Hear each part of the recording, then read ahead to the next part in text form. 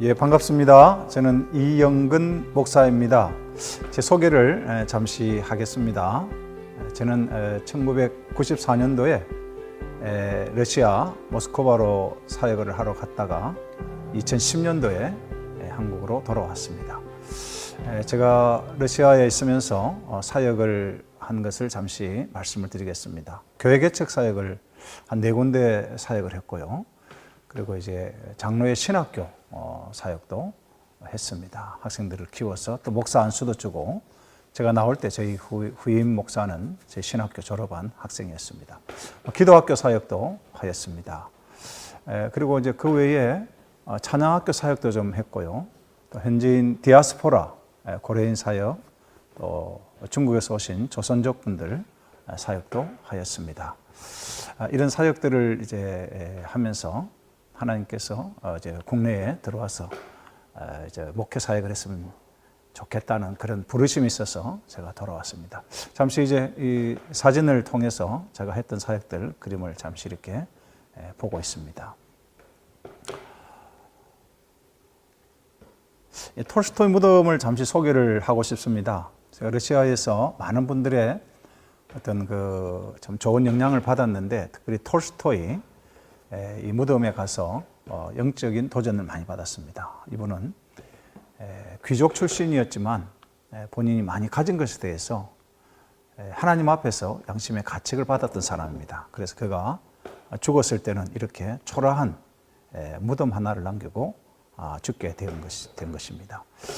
이제 제가 오늘 강의할 제목은 지역교회와 연대, 또 지역교회와 선교에 대한 말씀을 드리도록 하겠습니다. 교회는 당신의 생각보다 큽니다 하는 패트릭 존스톤의 책이 있습니다. 사실은 교회는 우리가 생각하는 것보다 훨씬 영향력에서 크고 또 힘도 있죠. 무엇보다도 교회는 하나님께서 세우신 기관이기 때문에 놀라운 역동력과 또 놀라운 능력을 가지고 있는 것이 사실입니다. 그리고 이제 교회가 찬양과 도고, 중보기도라고 하죠. 그리고 영적 전쟁을 통해서 강하게 된 그런 공동체입니다. 어떤 교회를 막론하고 교회는 늘 영적 전투를 하고 있습니다. 쓰러질 것 같지만 쓰러지지 않고 늘 하나님께서 세워주심으로 말미암아 교회가 든든히 세워져 가는 것을 저 여러분이 다 경험을 하고 있다고 그렇게 보고 있습니다. 그러면 교회의 본질적인 요소가 무엇인가 하는 것을 잠시 생각하겠습니다. 예수님의 명령으로 또 우리가 나가서 순종하고 또 그 명령에 따라서 복음을 전하는 것, 그리고 주님의 말씀을 가르치는 그 사명을 교회가 가지고 있습니다. 마태복음 28장 18절에서 20절에 보면 예수님이 부활하신 다음에 제자들에게 그러므로 너희는 가서 모든 민족을 제자로 삼아 아버지와 아들과 성령의 이름으로 세례를 주고 내가 너희에게 분부한 모든 것을 가르쳐 지키게 하라고 말씀을 했습니다. 그래서 교회가 존재하는 목적 자체는 전도와 선교라고 저는 늘 생각합니다. 그 목적을 잃어버리면 교회는 많은 힘과 에너지를 잃어버린다고 생각합니다. 그래서 두 번째 생각할 수 있는 것은 교회는 기본적인 사명에 성실해야 됩니다. 기본적인 사명, 그것은 복음을 전하는 것입니다. 또 복음이라고 하는 것은 죄인이 회개하고 예수 그리스도를 믿고 하나님 백성 되는 것입니다. 그래서 회심자들에게 한 7가지를 우리가 강조를 해야 됩니다. 그것은 첫째는 회개하고 믿으라는 것입니다. 회개는 죄에 대한 회개죠. 죄가 무엇인지 사람들이 모르고 살고 있지 않습니까? 그래서 죄는 하나님을 떠난 행위라고 하는 것이죠. 그래서 내가 내 의지와 내 선행과 내 어떤 도덕적인 것을 가지고 살아왔다고 하면 그것이 하나님 앞에 죄라는 것을 발견하게 되고, 물론 음란이라든지 탐심이라든지 분냄이라든지 미워함이라든지 뭐 욕심이라든지 이런 것은 말할 것 없는 그런 죄죠. 이런 것들을 하나님 앞에 회개하도록 가르치는 것이 또 교회의 사명이라고 할 수 있습니다. 그 다음에 두 번째는 회신자들에게 세례를 받으라고 말해야 됩니다. 예수님께서 세례를 받게 하라고 했거든요. 그래서 이 세례라고 하는 것은 옛 자아가 내가 죽는 거죠. 그리고 그리스도 안에서 새로워지는 것, 주님과 더불어서 새로워지는 것, 부활의 삶, 그것을 세례라고 할 수 있습니다. 그래서 교회는 이 세례를 받게 하는 그런 사명을 가지고 있습니다. 그 다음에 세 번째는 하나님과 이웃을 실제적으로 사랑하는 것입니다. 다시 말하면 우리가 말로만 사랑하는 것이 아니라 내가 가지고 있는 재능이라든지 물질이라든지 시간이라든지 하나님께서 주신 온갖 좋은 것들을 가지고 다른 사람을 잘 섬길 때 그것이 곧 하나님을 섬기는 것이고 하나님을 사랑하는 것이라는 것을 우리가 또 강조해서 가르쳐야 됩니다. 그 다음에 네 번째는 성만찬을 행하는 것입니다. 교회가 성만찬을 물론 어떤 교회는 1년에 한 차례 혹은 두 차례 또 매월 또 매주 하는 교회도 있겠지만 성만찬은 매우 중요한 것입니다. 왜냐하면 우리가 예수 그리스도와 하나가 되는 바로 그 의식이 성만찬이라고 할 수 있습니다. 그래서 성만찬을 또 강조하는 것. 그 다음에 다섯 번째는 기도하도록 해야 됩니다. 우리가 회심을 하고 지금까지 내 힘과 노력에 의해서 살아왔지만 이제는 내 힘이 아니라 하나님의 능력으로 하나님의 도움으로 살겠습니다 하는 것이 바로 기도의 행위인 것입니다. 그래서 힘들고 어려울 때 정말로 하나님께 기도하도록 가르치는 것, 이것이 교회의 또 사명이라고 할 수가 있겠습니다. 그 다음에 주는 삶이죠. 여섯 번째는 주는 삶. 예수님께서 너희가 대접을 받고자 하는 대로 너희도 남을 대접하라 그랬거든요. 잘 주는 것, 그리고 주는 자가 받는 것보다도 더 받는 자보다 복이 있다고 사도행전에서 말씀을 했거든요. 우리가 다른 사람에게 잘 주는 것, 두제의 삶, 이런 것이 교회의 사명이라고 할 수 있습니다. 그리고 이제 다섯 번째는 다른 사람을 예수님의 제자로 삼는 것입니다. 그것은 불신자를 신자되게 하고 또 그 신자가 주의 말씀으로 양육을 받아서 세워지는, 주님의 제자로 세워지는 이런 사명이 교회의 사명이요, 아주 기본적인 그런 사명이라고 말씀을 드릴 수가 있겠습니다. 그 다음에 세 번째는 전도의 목표를 순종으로 정해야 되는 것입니다. 전도하는 것. 그래서 예수를 믿는다는 것은 내가 구원받은 삶의 그 기쁨과 감사와 환희 쪽에 사는 것인데 이 삶을 다른 사람에게 나누는 것입니다. 그것이 전도라고 할 수 있습니다. 자, 우리가 전도할 때 물론 길거리에 나가서 전도할 수도 있고 집에 가서 전도할 수도 있고 친구들 찾아서 전도할 수 있습니다. 그러나 가장 잘 전도하는 것은 삶으로 전도하는 것입니다. 힘들고 어렵지만은 요즘에 또 코로나19 시대에 얼마나 힘들고 어렵습니까? 그럼에도 우리가 소망을 잃지 않고 하나님을 바라보면서 모든 어려움을 극복해 가는 것. 자, 이것이 바로 다 전도의 삶이라고 할 수가 있겠습니다. 초대 예루살렘 교회는 성령 받은 이후에 전도의 삶을 살았습니다. 그들은 불이익을 당하고 또 때로는 핍박을 당했지만 그럼에도 불구하고 끝까지 주의 복음을 전하는데 최선을 다하는 그런 모습을 볼 수가 있겠습니다. 그 다음에 네 번째는 사랑으로 순종하고 가르치라는 것입니다. 사랑으로 순종하는 것. 순종은 자발적으로 해야 됩니다. 이걸 우리가 가르치는 것이죠. 우리 예수님께서 주와 선생이 되어서 제자들의 발을 씻겼지 않습니까? 그리고 우리 예수님은 하나님의 아들이시면서도 이 세상에 피조물의 모습을 하고 오셨습니다. 이것은 전부 우리 주님의 순종하는 모습, 낮아지는 자세, 그런 것을 우리에게 보여주신 것이거든요. 그렇기 때문에 앞선 우리 신자들은 이제 새로 회심자들에게 그런 모습들을 자꾸 보여줘야 됩니다. 그래서 나도 저분과 같이 돼야 되겠구나. 그래서 우리 교회가 그런 어떤 순종하는 모습, 섬기는 모습, 그것을 보면서 더 아름다운 공동체로 성장해 가야 될 것입니다. 그 다음에 다섯 번째는 교회가 증식할 수 있도록 도와줘야 됩니다. 저희 교회는 이제 약 10년 전에 2010년에 안양 일심교회에서 분립을 한 교회입니다. 그때 한 50명 정도가 나와서 이렇게 교회를 시작을 했습니다. 교회가 교회를 잘 도와주는 것, 또 좀 기존 교회가 또 힘이 있는 교회가 이제 새로운 교회를 세워가는 이런 모습은 매우 소중한 그런 모습이라고 할 수 있습니다.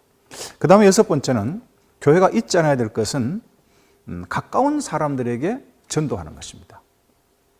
모르는 사람들에게 전도하기보다는 가까운 우리 가족들이라든지 친구들에게 전도하는 이런 사명이 교회에 주어졌다는 것을 기억하셔야 되겠고요. 그 다음에 마지막 7번째는 전도의 능력을 잘 사용할 수 있으면 좋겠습니다. 이미 부활하신 주님께서 교회에 능력을 주셨습니다. 하늘과 땅의 권세를 그분이 교회에 다 위임을 하셨거든요. 오늘 나에게도 여러분에게도 동일한 이 능력을 주신 것입니다. 이제 우리 의료 선교원에서 훈련을 받으신 분들이 아마 여러분이 이제 단기 선교를 간다든지 혹은 여러분의 삶의 현장에서 전도를 할 때 내 힘으로 되는 것은 아니잖아요. 그래서 하나님의 능력으로, 성령의 능력으로 전도를 해야 되는 이 사명을 우리에게 준 것입니다. 그래서 내가 어떤 내 의지나 내 생각을 가지고 전하는 것이 아니라 주님이 주신 능력을 가지고 입을 열어서 복음을 전할 때 사람들이 성령의 감동을 받아서 회개의 역사를 경험하게 되는 것입니다. 제가 개인적으로 이제 선교지에서 어떤 병든 사람들을 위해서 기도한 적도 있었고, 또 눈이 잘 보이지 않는 분들을 위해서도 기도를 한 적도 있었고, 그런데 저는 그냥 기도할 뿐인데 하나님께서 능력으로 나타나는 그런 경우를 몇 차례 경험을 한 적도 있었습니다. 그렇기 때문에 나가서 전하는 것, 주님의 능력이 나가서 전할 때 나와 함께 한다는 것을 아마 여러분이 경험할 수 있겠습니다. 이런 것이 교회의 기본적인 사명이라는 것을 먼저 말씀을 드리겠습니다. 자, 그리고 이제 교회에 참된 사명이 있죠. 교회의 참된 사명은 한 5가지로 말씀을 드릴 수가 있겠는데요. 첫째는 예배 사명이 있습니다. 교회가 예배가 빠지면 안 되죠. 그래서 우리가 항상 모여서 하나님 앞에 어떤 정해진 폼을 가지고 예배를 드리는 것, 굉장히 중요한 사명이고요. 그 다음에 2번째는 신앙 교육과 경건의 훈련의 사명이 있습니다. 그래서 자녀 세대들에게 신앙 교육을 시켜야 됩니다. 그리고 이제 초심자들에게 신앙 교육을 시켜야 되고, 또 우리 자신이 기신자라 교회에서 중직자가 되었다 하더라도 하나님 말씀으로 늘 양육을 받고 우리 자신이 성장해 가는 것은 매우 중요한 것이죠. 그리고 세 번째는 교제의 사명이 있습니다. 코이노니아라고 하죠. 교회가 요즘에 이제 우리가 영상 예배를 이렇게 드리다 보니까 성도 간에 코이노니아가 많이 부족하잖아요. 그러나 원래 교회는 함께 모여서 코이노니아를 하는 것입니다. 그 코이노니아의 그 목적이 무엇일까요? 그거는 형제 자매 어떤 하나의 위로의 수단이 아니라 이 일을 통해서 우리가 성령 안에서 하나됨을 경험하는 것입니다. 어떤 사람은 강한 사람도 있고 어떤 사람은 약한 사람도 있습니다. 어떤 사람은 부자도 있고 어떤 사람은 가난한 사람도 있을 수가 있습니다. 근데 우리가 이제 코이노니아 이걸 할 때 그리스도 안에서 하나됨, 또 평균케 되는 그런 원리도 경험하게 될 것입니다. 그 다음에 봉사 공동체, 교회는 봉사 공동체라는 것을 우리가 또 기억을 해야 됩니다. 다시 말하면 은사를 하나님이 각자에게 다 주셨어요. 어떤 사람은 잘 가르치는 은사가 있고 잘 섬기는 은사가 있고 또 구제하는 그런 은사도 있습니다. 이런 은사를 가지고 다른 사람을 잘 섬길 때 교회는 든든히 세워져 가는 그런 공동체라는 것을 기억해야 되겠습니다. 그리고 5번째, 봉사 선교 공동체입니다. 선교 공동체는 복음 증거하는 공동체라는 거예요. 제가 서두에 말씀드렸습니다만은 교회가 전도와 선교를 빼어버리면 많은 것을 잃어버립니다. 예수님께서 제자들을 부르실 때부터 내가 너희로 사람을 낚는 어부가 되게 하리라고 말씀하셨고, 또 부활해서 승천하실 그 즈음에도 제자들에게 전도와 선교 사명을 맡기셨잖아요. 그렇기 때문에 교회가 이 사명을 잃으면 안 된다는 것입니다. 마가복음 16장 15절에 보니까 너희는 온 천하에 다니며 만민에게 복음을 전파하라고 그랬습니다. 그래서 교회를 세우실 때 우리는 아브라함을 한 사람을 부르셔서 어떻게 한 국가와 한 민족을 이루어가는 것을 우리가 볼 수가 있습니다. 먼저 아브라함 한 사람은 부르죠.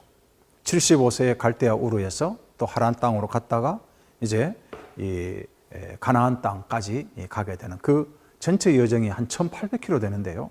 그 긴 여정을 아브라함 한 사람이 이제 출발을 하죠. 그 때문에 조카도 가고 이제 가족들이 같이 가는데, 아브라함의 그 주신 그 비전이 결국에 한 민족을 이루게 되죠. 그리고 히브리인으로 그렇게 되고, 또 나중에 이제 아브라함의 자손 이삭, 야곱을 통해서, 야곱의 12아들을 통해서 이제 12부족이 나오고 한 국가가 형성이 되지 않습니까?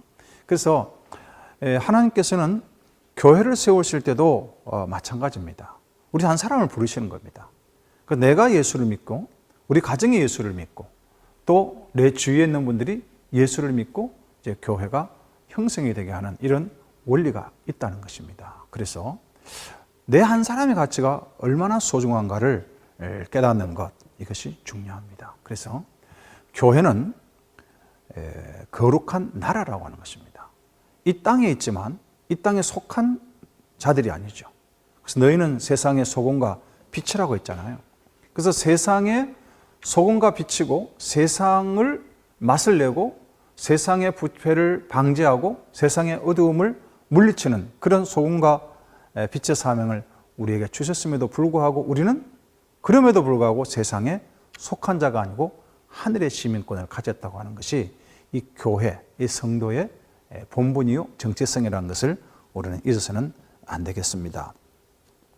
자, 이제 교회의 선교 평가를 위해서 한 17가지 영역을 말씀을 드리겠습니다. 이것은 제3차 저희 고신 그 선교 포럼집에 이것이 나와 있는 내용인데요. 참조로 이렇게 말씀을 드리겠습니다. 첫째는 담임 목사님이 선교적 관심이 많아야 됩니다. 그래서 목사님이 설교를 할 때 혹은 기도를 하실 때 공적으로 선교에 대해서 몇 번을 말하고 있는가. 그래서 적어도 1년에 몇 차례 정도 선교에 대해서 말씀을 나누고, 또 기도를 할 때 선교사님들을 위해서 기도하고, 이런 부분이 반드시 들어가야 된다는 것입니다. 그 다음에 두 번째는 선교 헌금이 있어야 됩니다. 각 교회마다 아마 선교 헌금을 하고 있는 줄 알고 있습니다만은, 선교 헌금을 이렇게 또 강조하기도 하고 선교 헌금을 하도록 하고, 이런 것은 교회가 선교 그 수준을 올리는 데 매우 중요한 것이고요. 그 다음에 세 번째는 선교지에 대한 지식이 있어야 됩니다. 그래서 선교사의 선교 지역을 같이 연구하는 거죠. 또는 같이 가보는 거죠. 또 선교사님의 가족에 대해서 관심을 가지는 겁니다. 그래서 요즘에 이제 교회가 이제 과거에는 구역 예배를 많이 했지만 또 이제 목장도 하는 그런 교회도 있고, 저희 교회 같은 경우는 셀 교회를 이렇게 하는데, 각자 셀이라든지 각 기관에서 어떤 한 지역의 선교사님들 정해놓고 같이 기도해주고, 또 그분들에서 관심을 가지고, 제가 선교사를 했을 때도 이제 저를 후원하는 몇 교회들은 그 러시아 목장이 있었습니다. 러시아 목장이 있어가지고 제가 올 때마다 그분들이 초청하고 같이 식사도 하고, 그렇게 하면서 또 기도 제목도 같이 나누고, 또 비디오를 보면서 제가 했던 사역을 같이 나눴던 그런 기억도 있습니다. 그 다음에 네 번째는 선교 기도회가 있어야 합니다. 선교 기도회. 그래서 이제 교회적으로 한 번씩 공적인 혹은 사적인 또 셀 모임이나 이런 데서 같이 선교지를 위해서 기도하는 것, 이것이 매우 중요합니다. 그 다음에 이제 선교사와 이 친밀도가 있어야 됩니다. 교회에서 후원을 이렇게 뭐 수십 군데도 하는 데도 있고 수백 군데 하는 데도 있겠죠. 저희 교회 같은 경우도 이제 국내적으로 한 24곳 정도 이렇게 섬기고 있는데요. 전혀 모르는 분들도 있을 수 있거든요. 그렇게 하지 말고 교회가 늘 선교사님들을 친밀하도록 그렇게 유도해 가는 것. 그래서 이제 선교 편지를, 선교 게시판을 해놓고 이렇게 붙여놓는다든지, 혹은 주보의 간지에 이렇게 한 번씩 보낸다든지, 이렇게 하면서 선교사님들과 친밀한 교제권이 형성되도록 하는 것은 매우 소중한 일이라고 생각합니다. 그 다음 6번째는 선교의 성경 지식이 필요합니다. 사실은 이 성경은 언약 관점에서 보면 쭉 언약으로 풀리는 경우도 있고요. 또 어떤 이 사랑의 관점으로 보면 사랑으로 쭉 풀리는 경우가 있어요. 근데 이제 적어도 우리가 선교라고 할 때 성경을 선교적인 관점에서 창세기부터 요한계시록 까지 보면 선교 관점으로 성경이 쭉 풀려가는 그런 것을 볼 수가 있잖아요. 그래서 하나님께서 천지를 아름답게 창조를 하셨고 또 사람들이 죄로 말미암아 하나님을 떠났고 그러나 예수 그리스도가 이 땅에 오심으로 말미암아 그 모든 죄의 문제가 해결되었고 그리고 이제 예수 그리스도 안에서 우리가 새로운 피조물이 되었고 새하늘과 새 땅의 백성이 되었다고 하는 것이 이 전체 선교적인 관점에서 충분히 이해가 될 수 있는 그런 말씀으로 볼 수가 있습니다. 그래서 성경적인 지식, 선교에 대한 성경적인 지식이 필요합니다. 아까 말씀드렸던 아브라함 한 사람을 통해서도 하나님께서 선교를 어떻게 해가는가, 이방 땅에 주의 복음을 어떻게 편만하게 펼쳐가는가를 또 볼 수도 있고요. 그 다음에 이제 7번째는 선교위원회의 활동이 필요합니다. 교회 안에 선교부가 있잖아요. 선교위원회가 있잖아요. 그러면 이 활동이 어떻게 되고 있는지도 한 번씩 체크해 보시고 나는 또 선교위원회에 어떻게 활동을 하고 있는가, 인발브를 어떻게 할 것인가 이것도 여러분이 생각해 보면 좋겠습니다. 그 다음에 8번째는 당회원들의 선교적인 참여도가 있어야 되겠습니다. 목사님과 장로님들이 같이 마음을 같이 해가지고 이 선교에 참여를 적극적으로 하는 것은 매우 중요한 일이라고 생각을 합니다. 여기 보면 당회원들의 선교적인 참여도가 매우 중요합니다. 사실은 이제 장로교의 특징 자체가 우리 당회 중심으로 교회를 치리하다 보니까 목사님과 또 목회자들 그리고 당회원들이 이 선교에 관심을 같이 가지는 교회는 교회 전체가 이제 선교 분위기가 잘 형성이 되는데 또 그렇지 않은 경우는 좀 이게 형성이 잘 안 되는 것 같습니다. 그래서 함께 당회원들이 선교에 대한 관심을 가지고 참여를 좀 적극적으로 능동적으로 하는 그런 교회는 선교가 활성화될 수 있다 그렇게 보고요. 그리고 이제 9번째는 선교 정보의 그 접근성입니다. 다시 말하면 최신 선교 정보를 우리가 계속 가지고 있어야 됩니다. 그래서 지금 코로나19 때문에 선교지는 어떻게 지금 변하고 있는가, 또 코로나19 때문에 선교사님들이 국내에 또 많이 들어와 계시잖아요. 그래서 이분들을 우리가 어떻게 케어할 수 있는지, 또 그분들의 안부를 묻기도 하고 이렇게 해야 됩니다. 제가 이제 러시아의 저희 후배 선교사가 저 날치기라고 하는 곳에 있는데 코로나19에 이제 감염이 돼가지고 많이 어려움을 겪고 있는 것을 제가 들었습니다. 그리고 또 비제르부르크, 이제 피터스버그죠. 피터스버그에 또 이제 저희 아들이 이제 그곳에 함께 출석을 하는 교회에도 또 어떤 분이 이제 감염에 대해서 어려움을 겪고 있다는 이런 이야기 들었습니다. 우리가 이제 이런 것을 업데이트하면서 그때 문자로 보낸다든지 위에서 기도해 준다든지 이런 것은 매우 중요하다는 것이죠. 그 다음에 이제 10번째는 선교 교육이 있어야 됩니다. 교회가 정규적인 선교 교육 시간을 갖는 것이 매우 중요합니다. 왜냐하면 이 선교에 대해서 아는 것 같지만 사실은 전문가를 부르든지 혹은 교회 안에서 선교에 대해서 관심을 가지고 계시는 분들을 발굴해서 강의를 하게 한다든지 혹은 이제 교육자라든지 담임 목사님 누구든지 이제 선교 교육을 정규적으로 받게 하는 것, 이것은 매우 중요합니다.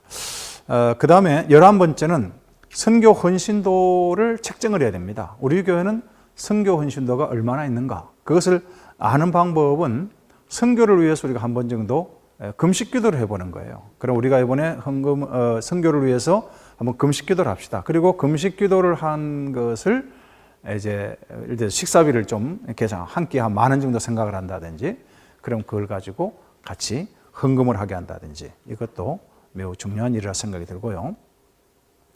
그 다음에 이제 12번째는 선교 전문성이 좀 있어야 되겠습니다.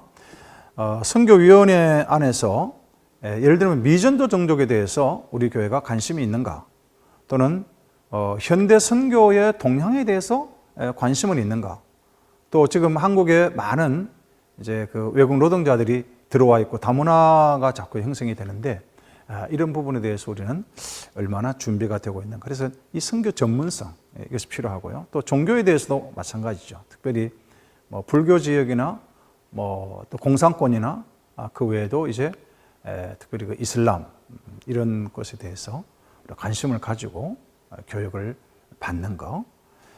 그 다음에 이제 13번째는 선교 지도력과 그 영향력입니다. 우리 교회가 선교를 함으로써 어떤 영향력을 끼치고 있는가 하는 것이죠.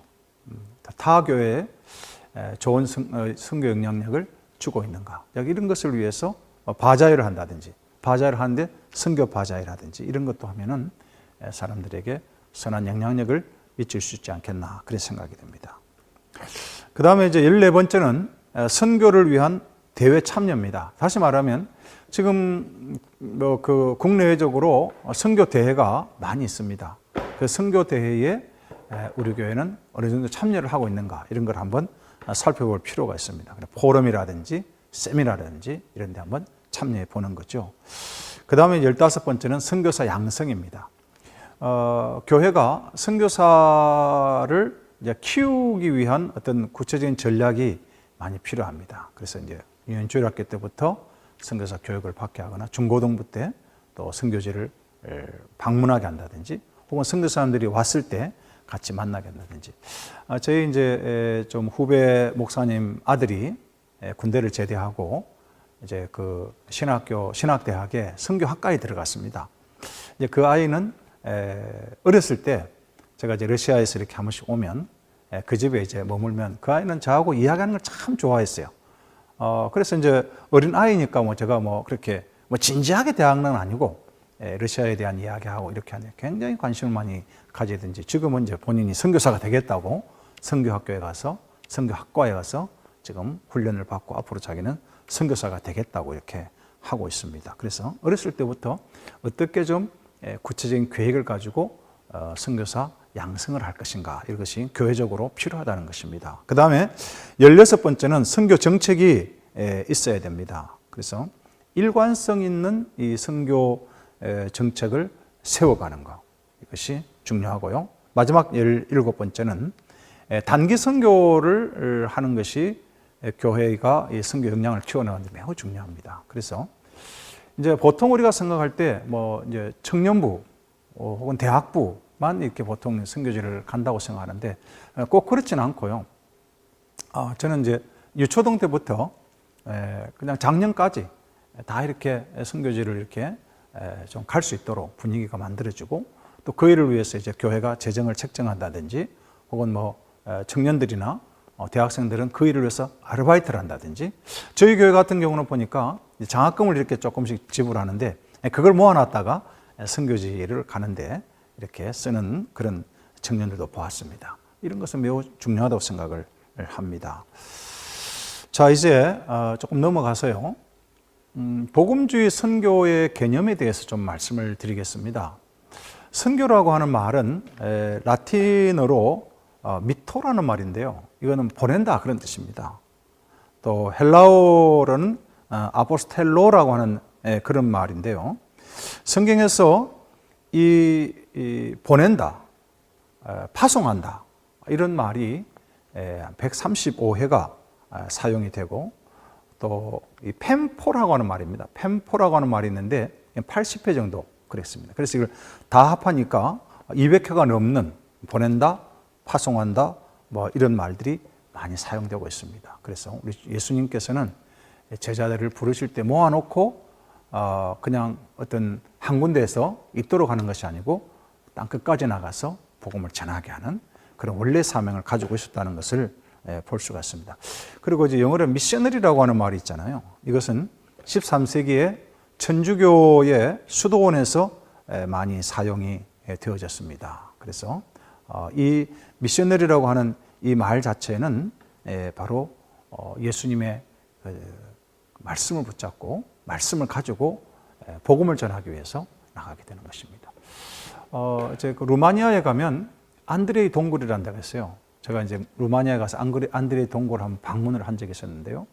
우리가 안드레를 잘 알잖아요. 안드레. 그 안드레가 최후에는 이제 그리스에 가서 순교를 당하고 X자형 십자가에 이렇게 못이 박히죠. 그래서 앤드류 크로스라고 하는데 그 안드레 같은 이런 분들 또 예수님의 제자들 가운데 마태, 뭐 그 외에 뭐 바울 여러분들이 다 이제 순교의 제물이 되어지는데 그분들은 보면 다 가서 복음을 전하다가 순교가 되는 그런 내용을 볼 수 있습니다. 그래서 오늘 우리 교회가 해야 할 사명은 바로 주님이 파송하는 사명을 가지고 보내는 이 미셔너리 사명을 우리가 다 가지고 있다는 것을 잊지 않아야 되겠습니다.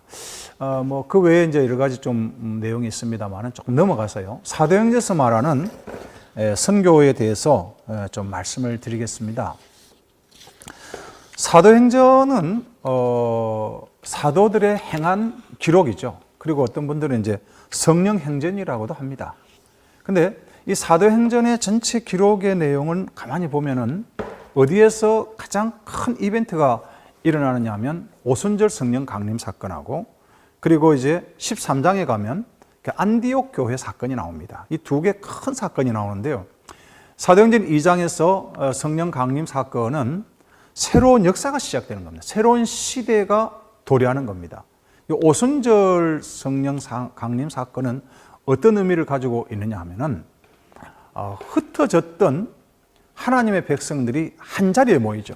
예루살렘에 오순절을 지키기 위해서. 유대인들은 세 가지 명절 중에 세 가지, 그러니까 유월절 그리고 오순절, 초막절 이럴 때는 모이잖아요. 그 모였을 때에 이분들이 하는 것이 이제 제사를 지내거나 축제를 하거나 이런 일을 했는데 바로 이 오순절 때 천하 각국에서 사람들이 모였을 때 그때 성령이 임했다는 겁니다. 그럼 성령이 임한 사건이 무엇을 의미하느냐는 거죠. 그래서 오순절은 추수했던 것의 첫 수확을 즐기는 그런 축제잖아요. 그런데 오순절과 성령이 임했다는 것은 바로 하나님께서 새로운 영적 추수를 시작한다는 겁니다. 지금까지 유대인들만이 선민이라고 생각했어요. 그러나 오순절 사건을 통해서 모든 이방인들이 하나님 백성이 되게 한다는 이런 놀라운 새로운 역사를 쓰는 그런 사건이었습니다. 그래서 우리가 교회가 한 영혼을 구원한다는 것은 하나님의 새 역사에 동참한다는 겁니다. 그리스도인들이 한 영혼을 구원하기 위해서 우리가 미셔너리로서 나가서 주님께 한 영혼을 올려드릴 때 나도 새 역사에 동참하고 있다는 것을 꼭 기억을 해야 되겠습니다. 그 다음에 두 번째는 디아스포라 유대인들이 한 자리에 모였다는 겁니다. 이들은 복음과 상관없이 나가서 있었던 사람이죠. 그런데 한 자리에 모여서 복음을 듣게 되는 겁니다. 그리고 나서 여기 보시면은 지금 화살표가 이렇게 있잖아요. 지금 예루살렘으로 각 지역에서 다 옵니다. 근데 이분들은 전부 디아스포라 유대인들이었어요. 디아스포라 유대인들이 와가지고 주의 복음을 듣고 그 다음에 또 이들이 삶의 현장으로 다시 흩어지는 겁니다. 여기서 새 역사입니다. 우리도 마찬가지죠. 교회가 일주일에 한 번씩 모여서 우리 예배를 드립니다. 예배를 드리고 이 예배를 드린 공동체가 다시 삶의 현장으로 흩어지는 거죠. 흩어져서 그곳에서 복음을 전하는 겁니다. 또 우리가 한국이라고 하는 어떤 한 지역에서 우리가 함께 복음을 듣고 새 생명의 어떤 경험을 한 거죠. 그리고 나서 또 복음을 들고 땅끝까지 나가서 복음을 전하는 것. 이것이 오순절의 어떤 의미라고 볼 수가 있습니다. 그 다음에 세 번째는 하나님의 주권적인 역사가 있었습니다. 하나님의 주권적인 역사. 그래서 성령의 역사죠. 우리가 사도행전 창세기 11장에 보면은 바벨탑 사건이 나옵니다. 이 바벨이라고 하는 말은 혼잡이라는 뜻인데 하나님께서는 생육하고 번성하라고 하십니다. 그래서 온 땅에 나가서 생육하고 번성하고 그런데 바벨탑 사건을 보면은 사람들이 신할 평지에 모여가지고 우리끼리 여기서 모여서 탑을 높이 올리고 우리 이름을 내자. 그래서 성읍을 건설하고 자기들이 그렇게 살려고 했죠. 그러나 하나님은 그것을 원하지 않았습니다. 그래서 하나님이 흩으신 사건이 바로 이 혼잡, 이 바벨 사건이었습니다. 그러면 오늘 우리 교회가 지금 해야 할 일이 뭐냐면은 주의 복음을 들은 사람들이 나가서 복음을 전하는 것. 그게 선교 사명이죠. 전도 사명이죠. 그걸 잃어버리면 교회는 반드시 핍박을 받게 되어 있지 않습니까? 그래서 이제 사도행전 13장에 가면은 바로 이 그 안디옥 교회가 복음을 전하기 위해서 바울과 바나바를 선교사로 파송하게 되는 그런 사건을 볼 수가 있습니다. 하나님의 절대적인 주권의 역사가 사도행전에 나타나고 있습니다. 그 다음에 네 번째 보면은 주변 인물들이 하나님의 역사의 전면에 나서게 됩니다. 이게 무슨 말이냐면 베드로, 요한, 야고보, 안드레 이런 분들 보면 그들의 직업이 뭐였습니까? 바로 어부들이었죠. 갈릴리라고 하는 곳에서 고기잡이했던 그런 사람들이었습니다. 그리고 예루살렘을 중심으로 역사를 기록한다면 이 갈릴리는 정말 주변이었습니다. 별별로 없는 곳이었죠. 어둠의 지역이었어요.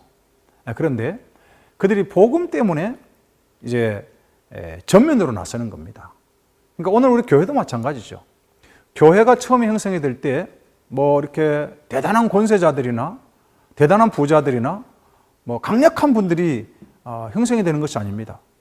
저희들도 이제 여기에 와서 이 안양육동이라는 곳에 10년 전에 와서 복음을 전할 때 뭐 그렇게 뭐 대단한 분들이 교회에 오는 건 아니더라고요.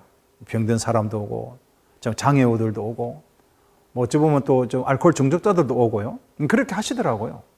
그런데 점점 그들이 이제 복음을 듣고 변화가 되기도 하고 그렇게 되더라고요. 그러니까 복음은 사람을 주변에 있었지만 별 볼 일 없었지만은 결국에 이 전면으로 사람을 내세우게 되는 것을 경험을 하였습니다. 그래서 우리가 복음을 전한다는 것은 한 사람의 삶을 바꾸는 겁니다. 한 사람의 생이 복음을 듣고 완전히 바뀌게 되는 겁니다. 저희 교회에도 이제 한 집사님 같은 경우도 자살을 하려고 했던 사람이 있었거든요. 그런데 그가 복음을 듣고 이제 술도 끊고 새 생명이 되고 또 전도에 앞장서는 그런 경험도 제가 하였습니다. 그러니까 복음은 매우 능력 있는 것입니다. 그래서 사도행전을 보면 그런 역사가 많이 나타나고 있습니다. 그 다음에 다섯 번째로 또 볼 수 있는 것은요, 초대교회 성도들은 자신들의 신앙을 지키는 존재에서 벗어나서 적극적으로 선교적 도구로서 살게 되었습니다. 무슨 말이냐면 나 혼자 구원을 받고 예수 믿고 좋아하는 것이 아니라 내가 예수 믿었으니 이 복음을 전하기 위해서 생명을 걸더라는 것입니다. 그렇게 했어요. 그래서 여러분 그리스도인이라고 하는 말이 그리스도에게 미친 사람들, 그리스도당 이런 뜻 아닙니까? 그래도 그런 말을 듣는 것을 마땅하게 생각하고도 또 예수 그리스도를 믿고 핍박받는 것을 마땅하게 생각하는 그런 삶을 살게 되어졌습니다. 그래서 우리가 사도행전을 통해서 이 선교가 얼마나 중요한지, 또 사도행전은 교회가 이 선교에 있어서 얼마나 중요한 도구가 되는지를 말씀을 하고 있는 것을 보게 됩니다. 사도행전 1장 8절에 보니까 오직 성령이 너희에게 임하시면 너희가 권능을 받고 아버지 아들과 땅 끝까지 이르러서 내 증인이 되리라고 말씀을 했잖아요. 그래서 우리 주님의 그 이름, 주님의 능력과 권세를 의지해서 나가서 복음을 전하는 것이 교회 사명이요, 우리 그리스도인의 사명이라는 것을 우리가 잊지 않아야 되겠습니다. 그리고 이제 선교 공동체로서의 교회의 특징을 좀 살펴보면서 강의를 좀 마무리해야 될 것 같은데요. 성육신적인 공동체로서의 교회를 좀 생각할 수 있어야 되겠습니다. 성육신이라고 하는 것은 뭐 영어에서는 인카네이션이라고 하는 말을 쓰는데요. 이 성육신은 높으신 하나님께서 인간의 몸을 입고 오신 예수 그리스도를 말합니다. 그래서 이 교회는 항상 높은 자리에만 있을 수가 없어요. 교회는 항상 낮은 자리에 가는 것입니다. 천상에 계신 그분이 이 지상에 왔고 창조주가 피조물이 되셨거든요. 그러니까 교회는 항상 낮은 곳에 가서 주의 복음을 전하는 선교적인 공동체라고 하는 것을 우리는 기억을 해야 되겠습니다. 빌립은 집사였지만 복음을 가지고 사마리아에 가서 복음을 전했습니다. 그때 사마리아에 큰 기쁨이 넘쳤다는 이야기가 있습니다. 그 다음에 베드로는 유대인이었잖아요. 그런데 이 베드로의 그 생각 속에는 항상 선민의식이 있었습니다. 그런데 베드로가 이제 환상을 보게 되죠. 하늘에서 큰 보자기가 내려오면서 그 안에 각종 부정한 짐승 뭐 이런 것들이 섞인 것을 보면서 하늘에서 음성이 그것을 잡아 먹으라고 하잖아요. 주여 나는 그걸 먹을 수 없습니다. 나는 유대인으로서 그걸 먹을 수 없습니다. 부정한 것은 먹지 못합니다. 라고 했는데 세 번과 같은 음성이 들리거든요. 근데 나중에 조금 있다가 그 이방인 고넬료가 보낸 자기 부하들과 같이 그 집에 가서 복음을 전할 때 그것에 성령이 임하서 그것에 성령 세례가 임하는 그런 경험을 하게 됩니다. 그때 이제 베드로의 그 세계관, 그의 한계가 사실은 좀 벗어나게 되는 것을 그가 사도행전에 기록을 하고 있습니다. 그래서 이 교회는 항상 그 자기 세계, 자기 울타리에 갇혀 있으면 안 됩니다. 그러니까 우리끼리 좋은 그런 교회가 아니라 우리가 가서 복음을 전해야 된다. 뭐 공산권에도 가고 또 회교권에도 가고 불교권에도 가고 갈 수 있는 최대한 우리가 가서 복음을 전하는 그런 공동체라는 것을 꼭 기억하시고요. 그 다음에 지금 이제 현실적인 어떤 문제는 그 목사님, 선교사님들이 한때는 주류를 이뤘습니다. 아마 저도 목사 선교사로서 선교제에 가서 선교를 하고 돌아왔습니다만은 지금은 이제 전문적인 사역자들을 많이 요구하고 있습니다. 소위 말해서 평신도 선교사, 뭐 이런 용어를 썼으면 죄송합니다만은 평신도 선교사를 많이 요구하고 있어요. 그러면 전문인, 내가 가지고 있는 어떤 의료 기술이라든지 티칭 사역이라든지 혹은 우리 한국 사람으로서 뭐 태권도라든지 한국어라든지 뭐 이런 것을 가지고 나가서 복음을 전할 수 있는 그런 시대가 되어졌습니다. 저희 일심비전교회는 저는 이제 처음 이 교회를 시작을 하면서 선교하는 교회에 대한 비전을 가지고 사실 시작을 했습니다. 제가 선교지에서 불림을 받았기 때문에. 그래서 말씀과 기도로 거룩하고 성령에 치유받아 세계 선교의 최선봉이 되는 교회가 되게 하옵소서. 그 기도가 저의 기도고 우리 교회 기도 제목으로 사실 정해놓고 여기까지 왔습니다. 그동안 이제 교회를 시작하면서부터 우리는 이제 선교사님들을 후원하는 그런 교회가 되어지기를 꿈꿨고 또 한 몇 차례에 걸쳐서 미얀마에 가서 단기 선교도 하고 또 재작년 같은 경우는 이제 러시아에도 이제 갔고 올해는 사실은 이제 우리가 또 동남아에 가서 사역을 하려고 계획을 하고 있었습니다. 캄보디아를 2번 갔네요. 캄보디아 2번 가고 올해는 이제 미얀마를 가려고 계획을 하고 있었는데 코로나 때문에 이제 이렇게 좀 미뤄졌습니다만은 하여튼 선교지의 땅을 밟아보는 사람하고 밟지 않은 사람하고는 많이 차이가 납니다. 그래서 가능하면 교회가 선교지를 많이 가 선교할 수 있고 그 다음에 또 이제 국내에서도 우리가 또 할 수 있는 일이 많죠. 도서 지역을 가서 섬긴다든지 제가 이제 전라도에 있는 어떤 교회 가서 또 뭐 내장 수리도 해주고 부흥회도 인도도 해보고